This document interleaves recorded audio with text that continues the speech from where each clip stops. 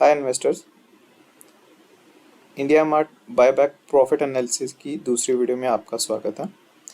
पहली वीडियो में हमने डिस्कस करा था जो बोनस शेयर इशू करा था पिछले महीने इंडिया मार्ट ने, उसका क्या इम्पैक्ट होगा बायबैक पे। इस वीडियो में हम डिस्कस करेंगे और एस्टिमेट करेंगे पे जो हमारा एक्सेप्टेंस रेशो है वो कितना रहेगा, उसको हम एस्टिमेट करने की कोशिश करेंगे और ये एनालाइज करने की कोशिश करेंगे हमें कितना परसेंट प्रॉफिट मार्जिन हो मिलेगा किस एक्सेप्टेंस रेशो पे। जैसे कि मैंने पिछले वीडियो में बताया था, मुझे इंडिया मार्ट जो शेयर है वो अच्छा लगा फंडामेंटली और फाइनेंशियली भी, प्लस इसके मार्जिन भी इम्प्रूव हो रखे हैं। तो मैं इसमें लॉन्ग टर्म के लिए मैंने इसमें इन्वेस्टमेंट करी हुई है। करंट रेट में 21 जुलाई तक मैंने इसमें 20 शेयर्स लिए हुए हैं। एवरेज जो प्राइस है वो 2902 की है, 20 रुपीज़ की। और टोटल मेरी जो इन्वेस्टमेंट है 58,000 की इन्वेस्टमेंट है इंडिया मार्ट में। और मैं ज़ीरोधा प्लेटफॉर्म यूज़ करता हूँ इन्वेस्टिंग के लिए। तो आप देख सकते हैं 12 शेयर मेरे पास ऑलरेडी थे और 8 शेयर जो है मैंने 21 को बाय करें, तो अभी मेरे होल्डिंग में आए नहीं है। मंडे को ये मेरे होल्डिंग में आ जाएंगे, तो टोटल मेरे पास 20 शेयर्स हैं इंडिया मार्ट में। अगर आप जानना चाहते हैं ज़ीरोधा पोर्टल पे बाय कैसे अप्लाई करते हैं, तो अभी तो इंडिया मार्ट की रिकॉर्ड डेट आई नहीं है। मैंने लास्ट टाइम जब विप्रो का बायबैक आया था तो उसकी वीडियो क्रिएट करी थी कि विप्रो के शेयर बायबैक कैसे करें, तो उसका लिंक मैं ऊपर आपको मिल जाएगा, आप वो वीडियो देख सकते हैं कि ज़ीरोधा पे बायबैक कैसे करते हैं। अब चलते हैं एक्सेल शीट पे। 21 जुलाई को जो कंपनी की मार्केट कैपिटलाइजेशन है वो 19,000 करोड़ के अराउंड थी और इसका करंट प्राइस जिस पर ट्रेड कर रहा था वो 3,150 के अराउंड कर रहा था। और अगर मैं मार्केट कैपिटलाइजेशन को डिवाइड करता हूँ करंट प्राइस के साथ, तो मेरे पास कंपनी के टोटल शेयर्स की इन्फॉर्मेशन मिल जाएगी जो कि 6 करोड़ 12 लाख के अराउंड है।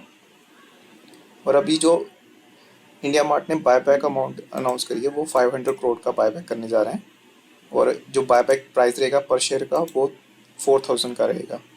यानी कि जो शेयर्स वो बायबैक करने जा रहे हैं वो 12,50,000 शेयर बायबैक करने जा रहे हैं इस बायबैक में। और क्योंकि ये टेंडर बायबैक है तो इसमें 15% है जो है वो रिटेल इन्वेस्टर के लिए रिजर्व रहेगा। और मैं अगर इसका 12,50,000 का 15% निकालूँ तो मेरा 1,87,000 शेयर्स जो कि रिटेल इन्वेस्टर से लिए जाएंगे। और मैंने मनी कंट्रोल की वेबसाइट पे चेक करा, जो पब्लिक होल्डिंग है वो 18% के अराउंड है और उनमें से 18% में से जो रिटेल इन्वेस्टर जिनकी 2 लाख से कम की इन्वेस्टमेंट है वो 12% ही है।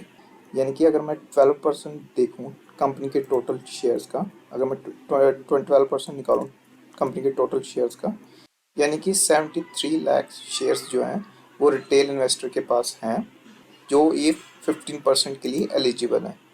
तो यहाँ पे मैंने मेंशन करा है कि ये 1,87,000 15% टेंडर बायबैक में जो एलिजिबल है शेयर्स, और इतने रिटेल इन्वेस्टर के पास शेयर्स हैं, तो जो मेरी एलिजिबल परसेंटेज है वो 2.55% आ रही है। तो यानी कि अगर मेरे पास 40 शेयर्स होते हैं तब जाके मेरा एक शेयर एलिजिबल होगा बायबैक के लिए। यानी कि मेरी अगर मेरा करंट प्राइस जो चल रहा है 3,151, तो उसके अकॉर्डिंग 1,26,000 की इन्वेस्टमेंट होनी चाहिए शेयर में, तब जाके मेरा एक शेयर एलिजिबल होगा बायबैक के लिए। और मेरा अनुमान अंदाजन है 50 to 75% लोग जो है उनके पास 10 शेयर से भी कम की इन्वेस्टमेंट है इंडिया मार्ट, क्योंकि अगर 10 शेयर की इन्वेस्टमेंट होगी तो यानी कि उनको 30,000 इन्वेस्टेड होना चाहिए स्टॉक में। और मेरा अंदाजन है 50 to 75% लोगों के पास 10 शेयर भी नहीं होंगे। इसलिए मैं एस्टिमेट कर रहा हूँ कि जो एक्सेप्टेंस रेशो होगी वो एलिजिबल परसेंटेज से ज़्यादा होगी। कितनी ज़्यादा होगी वो एग्जैक्ट एस्टिमेट तो नहीं कर सकता, लेकिन 5 या 10% के अराउंड मैं अभी एस्टिमेट कर रहा हूँ कि जो एक्सेप्टेंस रेशो होगी वो 5 या 10% के बीच होगी। अगर आपके पास 10 शेयर्स भी हैं, यानी कि आपके पास जो इन्वेस्टमेंट है 31,000 के अराउंड की आपकी इन्वेस्टमेंट है और एक्सेप्टेंस 10% रहती है, तब आपका एक शेयर एलिजिबल होगा। और अगर एक्सेप्टेंस रेशो 10% से भी डाउन रहती है तो चांसेस है कि 10 में से आपको कोई भी शेयर एक्सेप्ट ना हो। मेरे पास भी ज़्यादा क्वांटिटी में शेयर नहीं पड़े हैं, मेरे पास भी 20 ही शेयर्स हैं। और अगर करंट एलिजिबल परसेंटेज देखी जाए तो मिनिमम 40 शेयर चाहिए तब जाके एक शेयर एक्सेप्ट हो रहा है। तो इसलिए चांसेस हैं कि एक्सेप्टेंस रेशो वो 10% से भी ज़्यादा हो सकती है।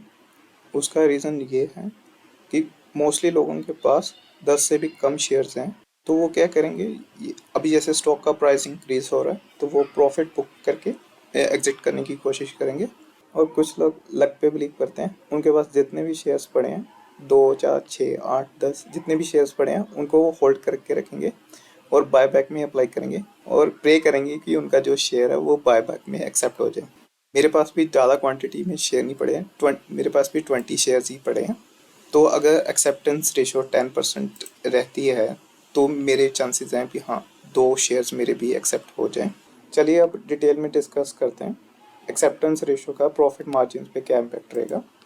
तो इस एनालिसिस के लिए मैंने अपना ही डाटा कंसिडर करा है। मेरे पास 20 क्वांटिटी शेयर्स पड़ी है, एवरेज प्राइस जिसका है 2900 रुपीज़। मेरी टोटल इन्वेस्टमेंट है 58,000 की और करंट प्राइस जो चल रहा है वो 3150 का चल रहा है। तो अगर मेरा कोई भी शेयर एक्सेप्ट नहीं होता है तो अभी मुझे 7.91% का प्रॉफिट हो रहा है और मैं जो एस्टिमेट कर रहा हूँ जो एक्सेप्टेंस रेशो है वो 5 या 10 के बीच में रहेगी, यानी कि 1 या 2 जो मेरे 20 से शेयर हैं वो एक्सेप्ट हो जाएंगे। यानी कि मैं एक्सपेक्ट कर रहा हूँ कि मुझे जो प्रॉफिट होगा वो 9 to 10% के अकॉर्डिंग होगा, 9 और 10% के बीच में होगा।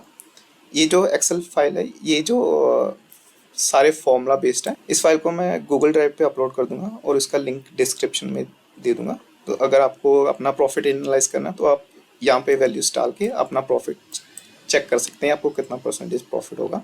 अगर एक्सेप्टेंस रेशो जो इंडिया मार्ट की है 40% रहती है तो अगर आप आज की डेट में भी शेयर परचेज करते हैं तो आपको डबल डिजिट में प्रॉफिट होगा अगर एक्सेप्टेंस रेशो 40% रहती है तो। और मैक्सिमम टू मैक्सिमम जो एक्सेप्टेंस रेशो है वो 15% तक जा सकती है, यानी कि 22.45 का परसेंट प्रॉफिट हो सकता है। इसकी जो प्रोबेबिलिटी है 99.99% है। इससे ऊपर एक्सेप्टेंस रेशो जाने के चांसेस बहुत ही कम है। और अगर बाय चांस जैसे विप्रो का एक्सेप्टेंस रेशो 77% रहा था, सेम वे इनका भी परसेंटेज 75% रहता है, तो आपको ह्यूज प्रॉफिट होगा अराउंड 30%।